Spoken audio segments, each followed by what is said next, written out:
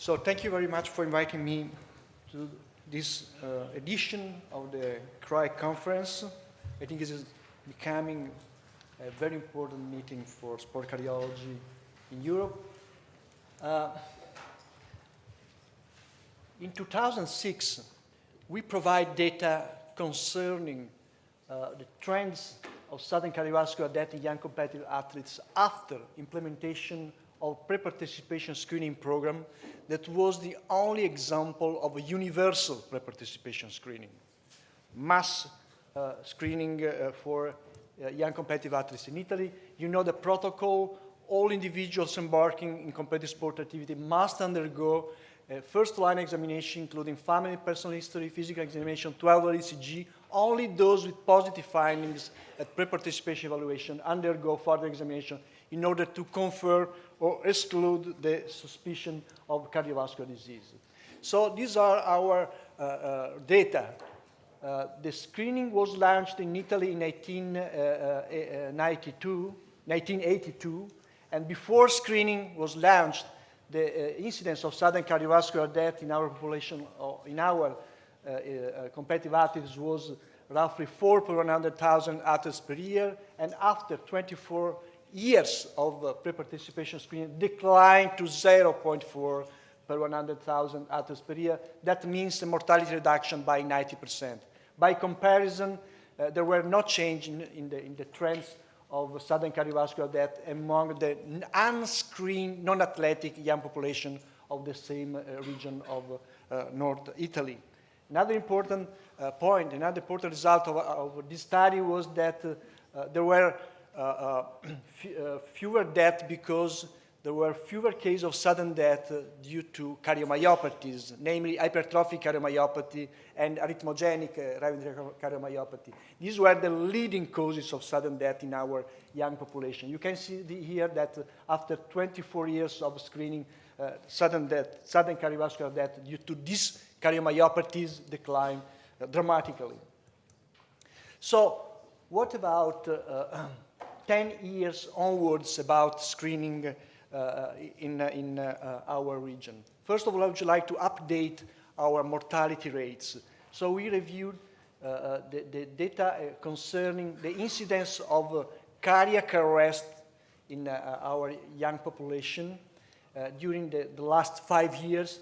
And you can see here that the incidence of cardiac arrest overall was 3.5 per 100,000 individuals, person per year, 1.1 in athletes and 3.9 in non-athletes. With regard to the subset of those who died suddenly after cardiac arrest, there were 0.4 per 100 athletes per year, the prevalence, the incidence of sudden cardiovascular death, while the incidence in non-athletes, unscreened non-athletes, was 1.3. That, in other words, confirm roughly the incidence rates provided in the early paper, in the earlier studies, and also confirm that the incidence is much more and statistically significant higher in the unscreened non-athletes compared with the athletes with regard to both cardiac arrest, overall cardiac arrest, and sudden cardiac death. Of interest, no athletes died during match, during sport activity. They died, sudden death was exercise unrelated, while 17% of the general population died during sports. What about the epidemiology of causes of sudden cardiac death 10 years later? So this is the distribution of the causes of sudden cardiovascular death in the entire population we studied. You can see here that the cardiomyopathy still was an important cause of sudden cardiovascular death. One died due to hypertrophic cardiomyopathy, one arrhythmogenic right ventricular cardiomyopathy, 2 dilated cardiomyopathy, and so on. But most importantly, no athletes died due to these cardiomyopathies. This is very important. We had 3 sudden cardiac deaths in the athletes subgroup. 2 sudden deaths were due to apparently normal heart that was undetectable by ECG screening, and 1 died due to this new condition, epicardial left ventricular scar, that is an emerging cause of sudden cardiovascular death in young athletes, and anyway is a new substrate we consider as a risk subset for arrhythmias and sudden cardiac death during sport. This was a 17-year-old soccer player who experienced cardiac arrest and survived, thanks to cardiopulmonary resuscitation. And this was diagnosed at MRI. You can see here there was an intramural scar in the left ventricle, was epicardial mediomural in the inferior left ventricular wall, infralateral left ventricular wall. And interestingly, you can observe the biopsy was performed in the right ventricle that showed initial signs of fibrofatty replacement of the right ventricular myocardium. So in other words, our view, current view, is that this scar in the left ventricle is part of a biventricular arrhythmogenic cardiomyopathy that is predominantly expressed in the left ventricle. And we are accumulating evidence for this by genotyping these individuals. And we found more and more cases that are positive for desmosomal gene mutations. In other words, this is a new phenotype of desmosomal gene mutations. So you can consider this important result that this kind of scar, epicardial mediomural scar, was observed in 40% of living athletes we studied prospectively with the MRI because they had right bundle branch block morphology arrhythmias and or repolarization abnormalities in the leads exploring the left ventricle. And most importantly, a normal echo. So these were athletes with apparently idiopathic ventricular arrhythmias or repolarization abnormalities. If you perform MRI, you can find a sizable proportion of this subset of individuals with late gadolinium enhancement that is mostly confined in the inferolateral wall of the left ventricle in the epicardial and mediomural position. So this is very important because the scar is not transmural, and this accounts for the fact that these athletes have a normal echo. In other words, this non-transmural scar is not enough to induce mechanical wall motion abnormalities in the affected region. So a proportion of these individuals, of these athletes with a scar in the left ventricle also have evidence of mild, subtle right ventricular involvement. So another important result of the JAMA study was that we had a reduction in mortality due to fewer cases of sudden death due to cardiomyopathies. And we observed that reduction mortality due to fewer cases of of athletes with cardiomyopathy who died suddenly was paralleled by an increasing number of athletes who were actually identified with the cardiomyopathies at pre-participation screening and, of course, were disqualified due to this diagnosis. In other words, athletes didn't die because were preventively identified at pre-participation screening. You can observe the trend of increasing identification, increasing diagnosis of cardiomyopathy over the time during the same screening periods.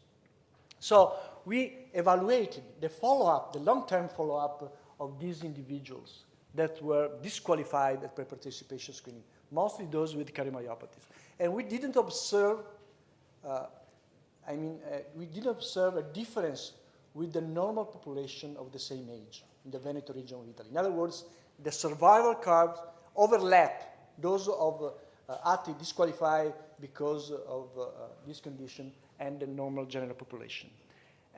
And this is important because we recently performed this study that provides direct evidence that screening saves lives not only because identify athletes with cardiomyopathy and disqualifies them from competition, but also because former athletes become patients and enter a program for prevention of sudden cardiac death. So we evaluated the proportion of patients with arrhythmogenic cardiomyopathies, that mean hypertrophic, arrhythmogenic hereditary cardiomyopathy, but also channelopathies, that underwent ICD implantation in the Padua country area in the last 20 years and were asymptomatic and identified, diagnosed with cardiomyopathy thanks to abnormalities detected at pre-participation ECG screening.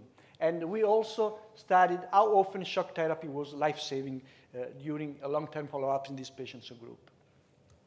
And you can see here that among 683 subjects undergoing ICD implantation, 199 received an ICD because of cardiomyopathy or channelopathies, and 30 were diagnosed by ECG screening and were asymptomatic. You can see the majority were arrhythmogenic hereditary cardiomyopathy, followed by hypertrophic cardiomyopathy, but also channelopathies. And they were identified more often thanks to ECG abnormalities at pre-participation screening. Otherwise, they were completely asymptomatic, so unaware to have a disease, and were implanted, received an ICD because of a number of risk factors or arrhythmias during the follow-up. And during a follow-up of 38 months, 20% of those who received an ICD because the cardiomyopathy identified at pre-participation screening actually had a life-saving ICD intervention on VT or VF. And you can see a 3 AVCD, 1 Brugada, 1 hypertrophic cardiomyopathy, and 1 long QT syndrome. This is an example of an athlete with hypertrophic cardiomyopathy that was identified pre-participation screening thanks to repolarization abnormalities. Of course, MRI was diagnostic.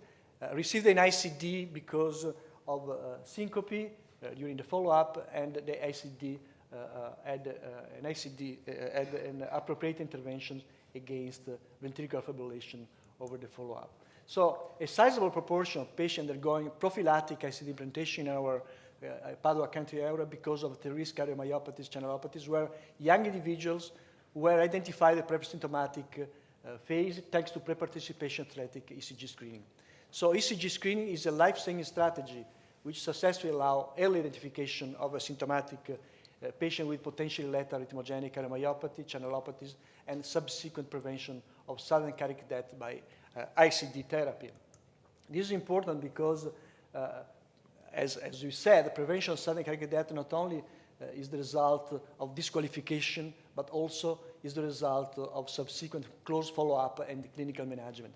And these results account for a large amount of life years saved in these individuals that favorably influences the cost effectiveness of screening. We calculated that thanks to the screening, those identified with the cardiomyopathy will live 10, 20, 30 additional years of life. And you can see here that the cost for life saved for years, so life saved decreases accordingly.